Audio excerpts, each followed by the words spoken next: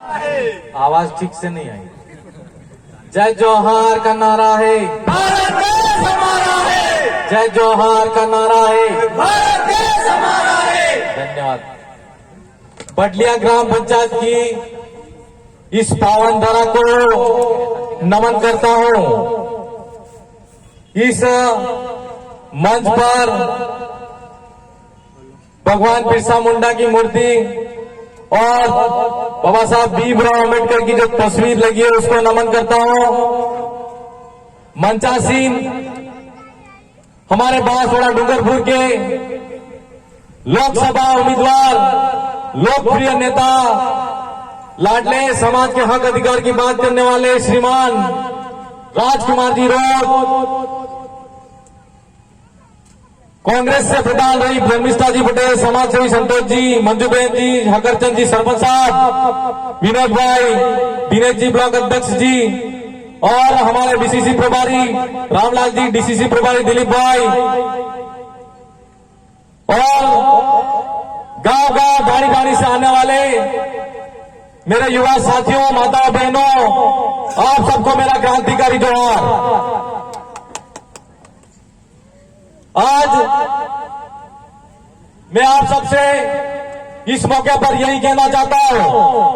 कि हमारी बांसवाड़ा के अंदर, बांसवाड़ा डूंगरपुर लोकसभा सीट के लिए श्रीमान राजकुमार जी को हमारे लोकप्रिय प्रत्याशी हैं, उनको सांसद का प्रत्याशी बनाया है। और जब दक्षिणी राजस्थान के अंदर हमारे यहां पर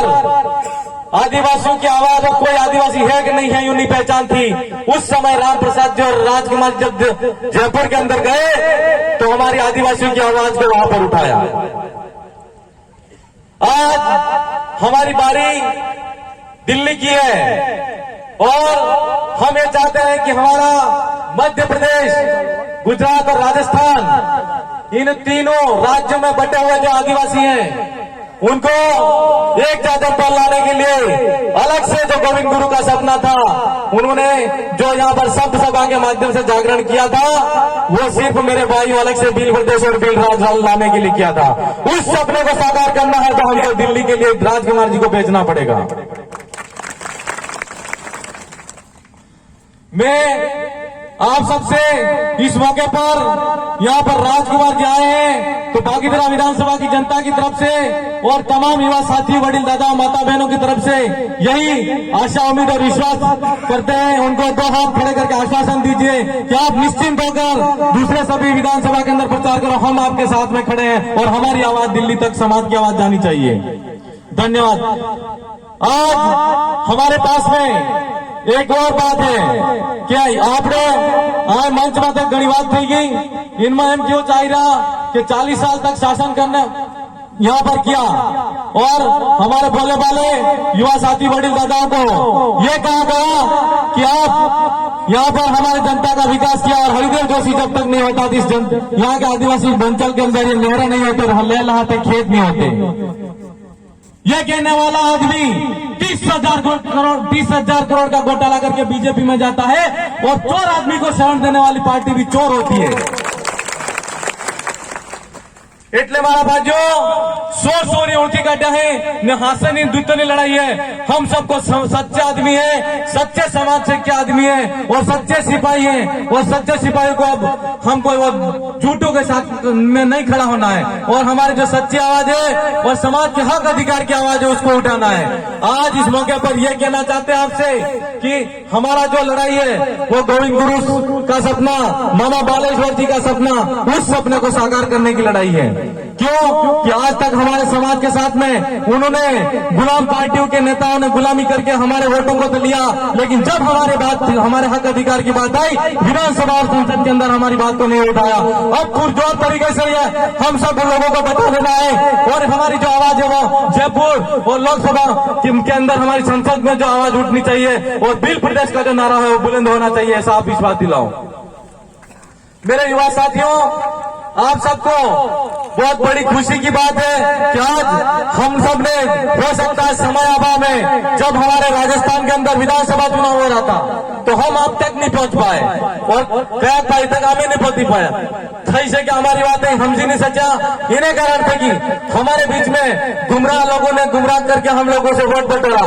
अब उसको कुदरत ने फिर से मौका दिया है और हमने गोविंद गुरु महाराज और मां बालेश्वर की आवाज को, सच्चाई की आवाज को खड़ा किया और हमारे हक अधिकार की बात को खड़ा किया, तो कुदरत ने फिर से एक मौका दिया और ईडी के डर से बीजेपी में जाना पड़ा और विधानसभा के अंदर फिर से उपचुनाव हो रहे। यह आपकी और मेरी कोई ताकत नहीं है, यह कुदरत चाहती है कि सच्ची आवाज खड़ी हो रही है और उस आवाज को आप दबा नहीं सकते, इसलिए यहां से फिर से चुनाव होना चाहिए। तो इस बार जो हमारे उपचुनाव हो रहे, पहले जो भूल की थी, इस बार जो भूल में गए हैं उनको भूल जो पहले हुई है उसको सुधार के सबक सिखा देना है और उनकी जमानत जब्त हो जानी चाहिए। मेरे भाइयों, आज हमारे साथ में जो धोखा किया और हमारे समाज की एक आदत है कि